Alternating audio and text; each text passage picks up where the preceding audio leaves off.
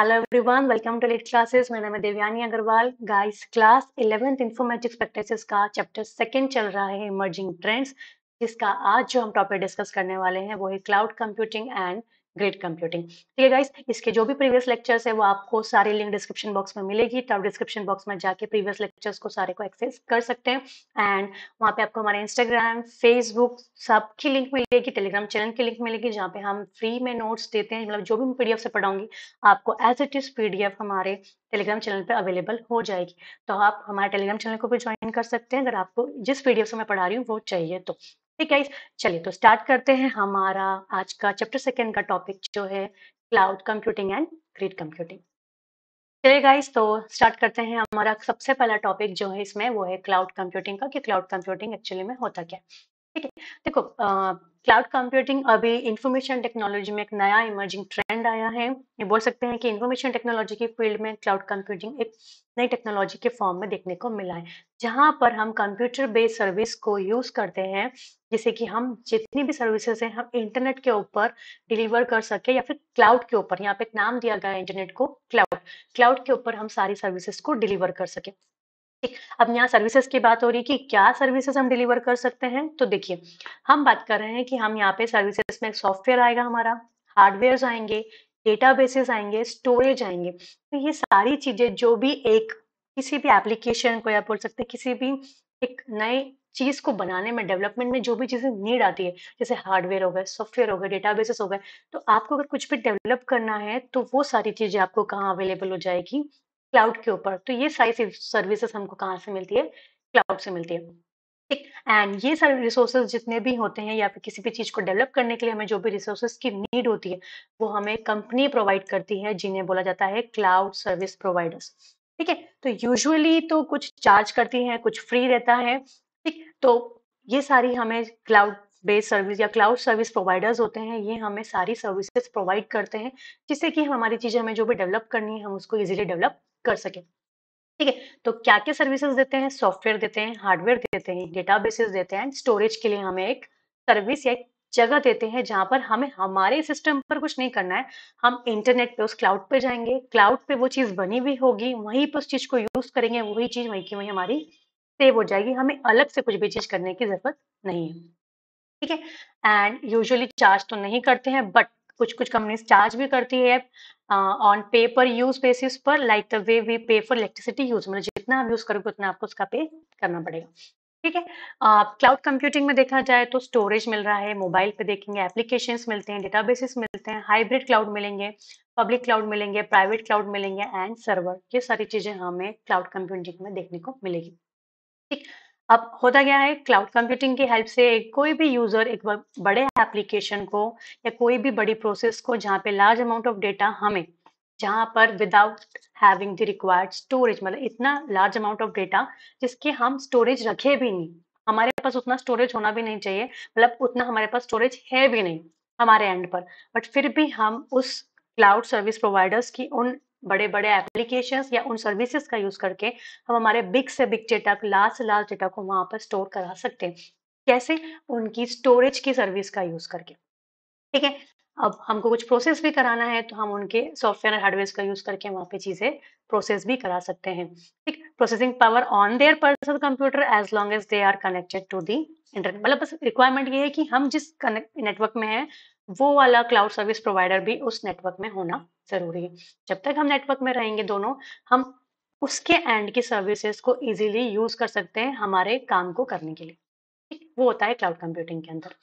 ठीक है, चलिए आगे देखते हैं कि क्लाउड सर्विसेज क्या क्या होती है। जैसे मैंने बताया कि हमें अलग अलग तरह की सर्विसेज हमें क्लाउड सर्विस प्रोवाइडर्स देते हैं। तो service correspond to any facility provided by the cloud, मतलब जो भी सर्विस हमें कौन दे रहे हैं, क्लाउड प्रोवाइड कर रहा है, उसे हम क्लाउड सर्विसेज बोलेंगे। मेनली हमारे 3 स्टैंडर्ड मॉडल बनाए गए हैं सर्विसेज को कंप्यूट, डिफरेंट डिफरेंट सर्विसेज को कंप्यूट करने के लिए। तो वो कौन सी होती है, पहली होती है infrastructure as a service, that is IaaS। एक और होती है platform as a service, that is PaaS। And then is software as a service, that is SaaS। ठीक, तो ये मेनली 3 तरह की कैटेगरी में डिवाइड करा है जो हम सर्विसेज क्लाउड पे यूज करेंगे। आपको इंफ्रास्ट्रक्चर लेना है, आपको पूरा प्लेटफॉर्म लेना है, या फिर आपको सॉफ्टवेयर लेना है। ठीक है, तो ये सारी चीजें हमें क्लाउड सर्विस प्रोवाइडर्स देते हैं, और क्लाउड सर्विस प्रोवाइडर्स इन्हीं तीनों सर्विस के बेसिस पर डिसाइडेड भी है कि ये वाला क्लाउड सर्विस प्रोवाइडर ये सर्विस दे रहा है या फिर दूसरा ये वाली सर्विस दे रहा है, तो हमने उसको मेनली एक जनरलाइज फॉर्म में 3 कैटेगरी में डिवाइड कर दिया है। ठीक, चलिए अब एक-एक करके देखते हैं इनके बारे में। इंफ्रास्ट्रक्चर एज़ अ सर्विस में बात करते हैं। देखो सीधा-सा वर्ड से ही पता पड़ रहा है कि हमें सर्विस के फॉर्म में क्या मिलेगा, एक इंफ्रास्ट्रक्चर मिलेगा। अब इसके अंदर क्या-क्या चीज़ें आती हैं, तो देखो हमारे जो आईएएस प्रोवाइडर्स होते हैं, वो हमें different kind of computing infrastructure देते हैं, जैसे सर्वर्स हो गए, सर्वर प्रोवाइड करेंगे, मतलब एक तरह से हार्डवेयर हो गया, वर्चुअल मशीन्स देंगे, स्टोरेज देंगे, बैकअप फैसिलिटी देंगे, नेटवर्क कंपोनेंट्स प्रोवाइड करेंगे, ऑपरेटिंग सिस्टम देंगे और बाकी ऐसे अदर हार्डवेयर एंड सॉफ्टवेयर। मतलब इंफ्रास्ट्रक्चर में पूरी लेदे के बात हो रही है हार्डवेयर एंड सॉफ्टवेयर की। एक मशीन्स की बात हो रही है, सर्वर्स की बात हो रही है, बैकअप कैसे करना है डेटा का उसकी बात हो रही है, डेटा को स्टोर कैसे करना है उसकी बात की जा रही है। तो पूरा एक इंफ्रास्ट्रक्चर की बात की जाती है कि इसमें जब ये वाले सर्विस की बात आती है आईएएस की। ठीक, using IaaS from the cloud क्या कर सकता है कोई भी user can use the hardware infrastructure located at a remote location to configure, deploy and execute any software application on that cloud infrastructure. मतलब बात क्या हो रही है कि अगर कोई भी जैसे सपोज मैं सर्विस यूज कर रही हूँ आईएएस की, तो मुझे क्या फैसिलिटी हो जाएगी जब मैं किसी भी क्लाउड से आईएएस की सर्विस का यूज करूंगी, तो मुझे वो हार्डवेयर दे देगा।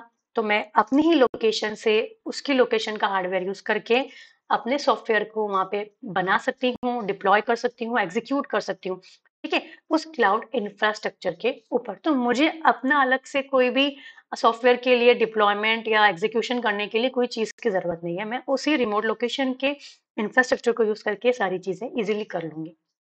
ठीक, तो they can outsource the hardware and software on demand basis and पे एज़ पर द यूसेज। ठीक, अब वो आउटसोर्स भी कर सकते हैं हार्डवेयर एंड सॉफ्टवेयर को एंड यूसेज के अकॉर्डिंग उसका चार्ज भी कर सकते हैं। ठीक, ये यूज़र्स के भी सर्विसेज़ सर्विस प्रोवाइडर पर डिपेंड रहता है कि वो अपनी सर्विस कितनी फ्री में दे रहा है और कितनी वो चार्ज कर रहा है।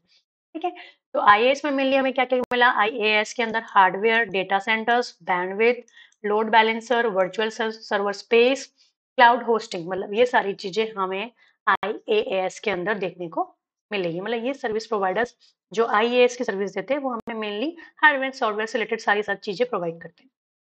ठीक है, नेक्स्ट हमारा देखते हैं प्लेटफॉर्म एज अ सर्विस। देखो प्लेटफॉर्म एज अ सर्विस में हमें क्या मिलेगा, एक प्लेटफॉर्म देंगे।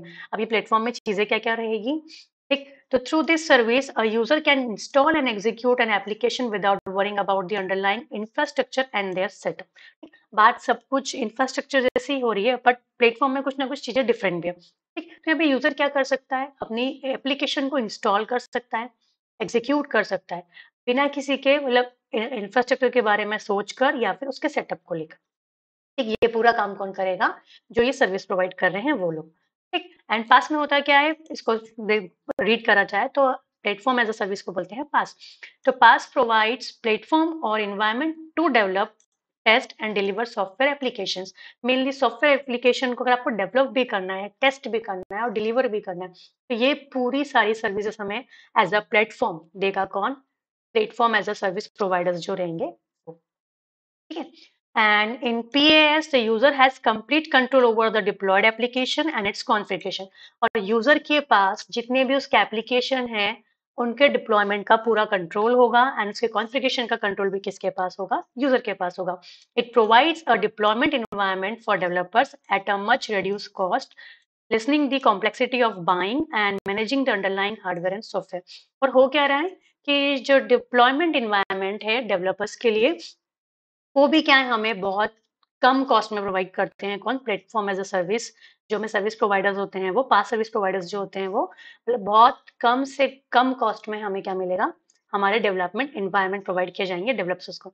एंड जो भी अंडरलाइन हार्डवेयर मतलब जो भी हार्डवेयर सॉफ्टवेयर हम यूज कर रहे हैं उसे बाय और मैनेज करने की कॉस्ट भी क्या होगी, बहुत कम होगी एंड कॉम्प्लेक्सिटी भी हमें क्या लगी, मतलब बहुत ईजी वे में हमें सारी सर्विस दे देंगे। हमें वहाँ पे कुछ ज्यादा डिफिकल्ट नहीं लगेगा, कॉम्प्लेक्सिटी भी रिड्यूस हो जाती है वहाँ पे इस कारण से। ठीक, तो PaaS के अंदर हमें क्या है, देखो एप्लीकेशन फ्रेमवर्क मिल रहा है, अगर हमें एप्लीकेशन बनानी है तो अलग अलग टूल्स मिलते हैं, डेटाबेसेस मिलते हैं और प्रोग्रामिंग लैंग्वेज भी दी जाती है, क्योंकि हमें वहाँ पे कहीं ना कहीं एप्लीकेशन बनाना है तो कोडिंग की नीड तो आनी है।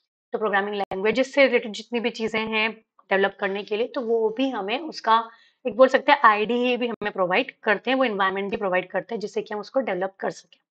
ठीक, तो ये था platform as a service. Next है हमारा सॉफ्टवेयर एज अ सर्विस, जो कि लास्ट सर्विस है हमारी क्लाउड कंप्यूटिंग की।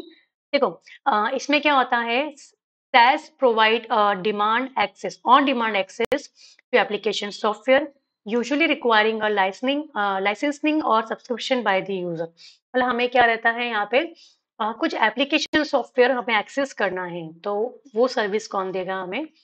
Software as a service. हमें कोई सॉफ्टवेयर ही एक्सेस करना है एक तरह से, तो यहाँ पे यूजर्स के हमें लाइसेंस की नीड होती है, तो यूजर्स को, या फिर सब्सक्रिप्शन की नीड होती है। ठीक, फॉर एग्जाम्पल हम जब Google Doc, Microsoft Office 365, Dropbox, इन सब का यूज करते हैं किसी भी डॉक्यूमेंट को ऑनलाइन एडिट करने के लिए, तो वहां हम कौन सी सर्विस का यूज कर रहे हैं? एज अ सर्विस, मतलब सॉफ्टवेयर का यूज कर रहे हैं हम वहाँ पे, इस कारण से। ठीक है, तो ये सारे एग्जांपल्स हमारे आते हैं सॉफ्टवेयर एज अ सर्विस जो हमें प्रोवाइड कर रखी है माइक्रोसॉफ्ट ने, गूगल ने, ड्रॉपबॉक्स ने। ठीक, तो यहाँ पे हम एक ऑनलाइन सॉफ्टवेयर का यूज करते हैं जहाँ पे हम डॉक्यूमेंट को इजीली क्या कर सके, एडिट।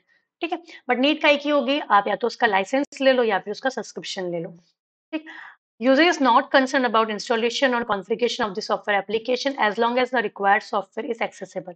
हाँ, बट अब ये है, अगर हमारे पास उसका एप्लीकेशन है या सॉफ्टवेयर है, तो यूजर को उसकी इंस्टॉलेशन और कॉन्फ़िगरेशन की डिटेल पता नहीं होगी, ठीक है, जब तक कि वो सॉफ्टवेयर एक्सेसिबल ना हो।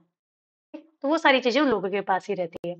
Like pass, a user is provide access to the required configuration setting by the application software that they are using at present। ठीक, तो पास की ही जैसे यूजर्स को क्या दिया जाता है, जो भी कॉन्फ़िगरेशन सेटिंग रिक्वायर्ड होती है उसका एक्सेस दे दिया जाता है। कॉन्फ़िगरेशन सेटिंग किसकी? हमारे सॉफ्टवेयर की, जिससे कि जो एट प्रेजेंट में कॉन्फ़िगरेशन सेटिंग यूज की जा रही है, तो वो सारी कॉन्फ़िगरेशन सेटिंग यूजर्स को दे सकते हैं, जिससे कि वो दे देते हैं, जिससे कि वो इजीली उसको एक्सेस कर सके।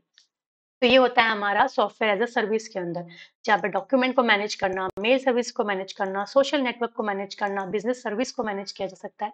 कहाँ पर? सॉफ्टवेयर का यूज करके। कहाँ के सॉफ्टवेयर? जो कि क्लाउड पर है। ठीक, तो ये हमारा होता है सॉफ्टवेयर एज अ सर्विस। ठीक, इतना क्लियर हुआ? चलिए नेक्स्ट हम इसमें देख रहे हैं ग्रिड कंप्यूटिंग क्या होता है। देखिए, ग्रिड कंप्यूटिंग की बात करते हैं।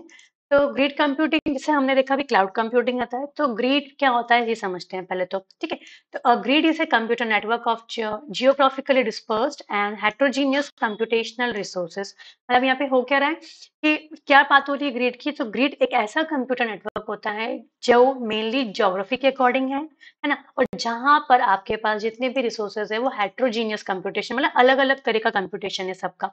ठीक है, तो उन सबको मिला के अगर हम वहाँ पे कुछ कंप्यूटेशन परफॉर्म हो रहा है या कुछ भी चीजें परफॉर्म हो रही है, तो वो क्या कहला रही है? हमारी ग्रिड कंप्यूटिंग कहला रही है। मेनली ज्योग्राफी पे ध्यान दिया जा रहा है, एंड साथ ही साथ यहाँ पे जितने भी रिसोर्सेस है सबका कंप्यूटेशन या सबका बोल सकते हैं प्रोग्राम प्रोसेस जो है वो अलग अलग तरीका का है।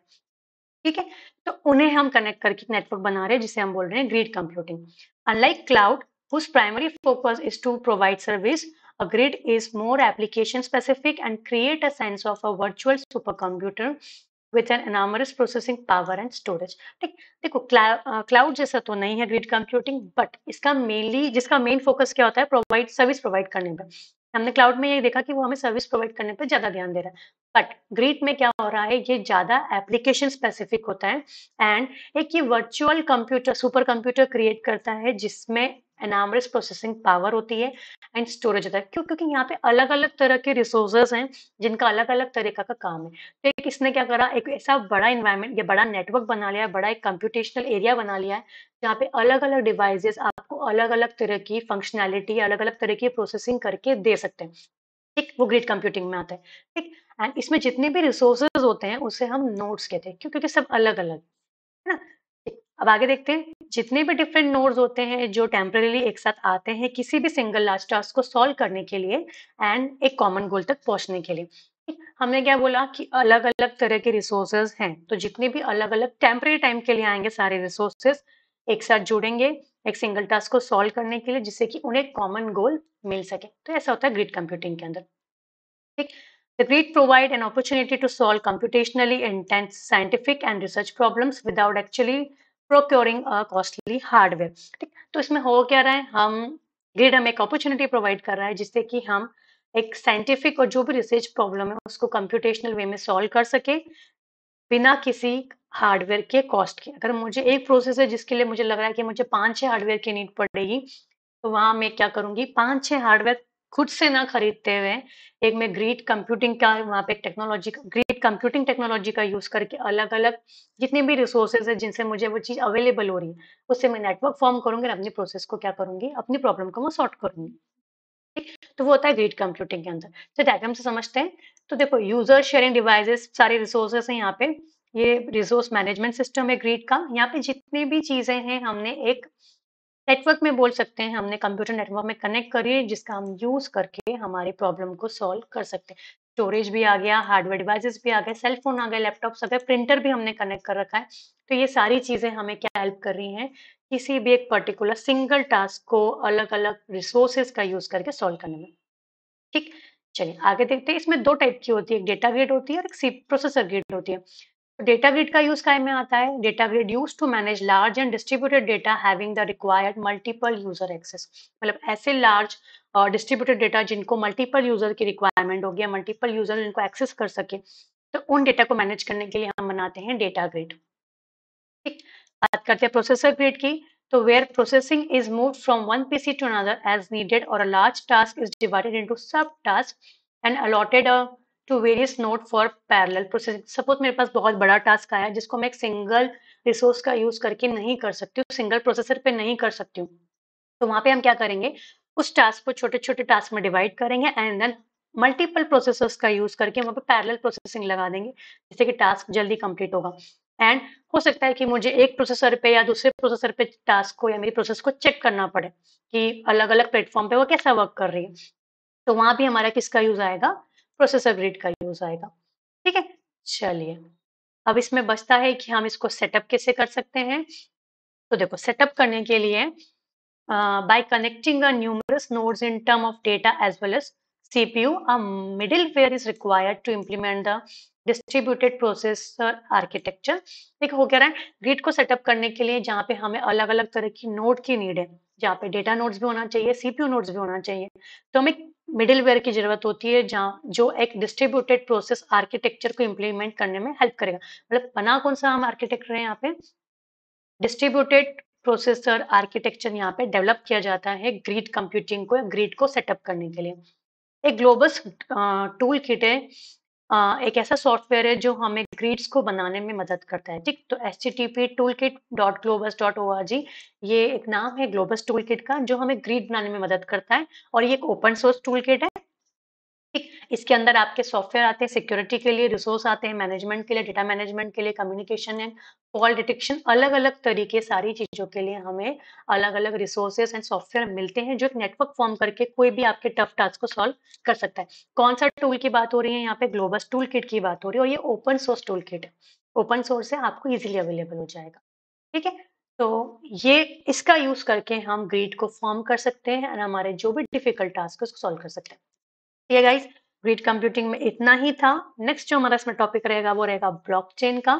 ठीक, आपको कुछ भी डाउट हो तो डिस्क्रिप्शन बॉक्स में जाइए, कमेंट कीजिए, मैं सॉल्व करूंगी आपकी जो भी क्वेरीज रहेगी उसको। ठीक है, तो चलिए मिलते हैं नेक्स्ट लेक्चर में। जो हमारा टॉपिक रहेगा नेक्स्ट लेक्चर का वो रहेगा ब्लॉकचेन्स का। ठीक है, जब तक के लिए बाय।